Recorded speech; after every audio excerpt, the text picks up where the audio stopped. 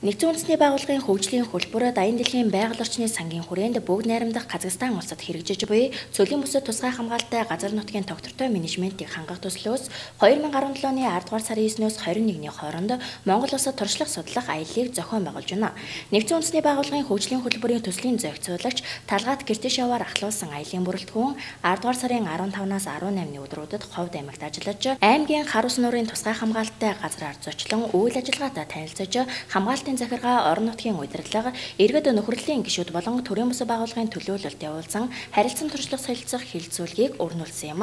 За нэгдсэн үндэсний байгууллагын хөгжлийн хөтөлбөрт Аян дэлхийн байгаль хамгаалах сангаас Казахстан улсад цөлийн бүсэд тусгай хамгаалалттай газар хэрэгжүүлэх гэсэн нэг төсөл хэрэгждэг юм байна. Тэгээд энэ төслийн хүрээнд Казахстан Монголын хооронд тусгай хамгаалалттай газар нутгийн хүрээнд тусгай хамгаалалттай газрын өөр ашиг, байгалийн нөөцийг хэрхэн хамгаалж байгаа туршлагыг судлахын аяллыг Ховд аймагт 2017 оны 10 сарын 14-ээс 18-ны хооронд зохион байгуулж байна. За энэ Казахстан улсаас нийтдээ 7 хүний бүрэлдэхүүнтэй баг бүрэлдэхүүн ирсэн. Тэгээд энэхүү баг бүрэлдэхүүн маань хар ус нуурын тусгай хамгаалалттай газар болон Мянган угслын тусгай хамгаалалттай газрын үйл ажиллагаатай танилцж, тухайн газар нутагт үйл ажиллагаа явуулдаг нөхөрлөл үйл ажиллагаатай танилцаад ирлээ.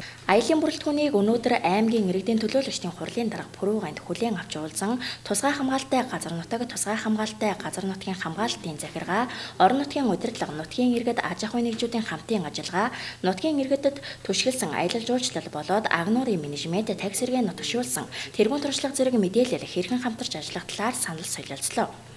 Аймгийн иргэдийн төлөөлөгчдийн хурлын дарга Пүрэвганд бүгд найрамдах Казахстан улсын газар нутгийн байршил, ойрхон бүс нутгуудтай хамтран ажиллах хүсэлтэй байгаагаа илэрхийлээд аялал жуулчлал, агнур болон ховдож буй амьтан ургамлыг судлах, хамгаалах чиглэлээр хамтран ажиллах сонирхолтой байна хэмээгээд манай аймгийн хэмжээнд бэлчээрийн дац 60% хэтрэлтэй байдаг.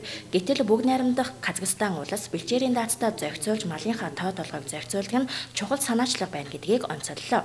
Мөн тус улсад баруун бүсээс мах экспортлох боломжийг холбогдох байгууллагуудад уламжлаж холбож өгөхийг хүссэн юм а.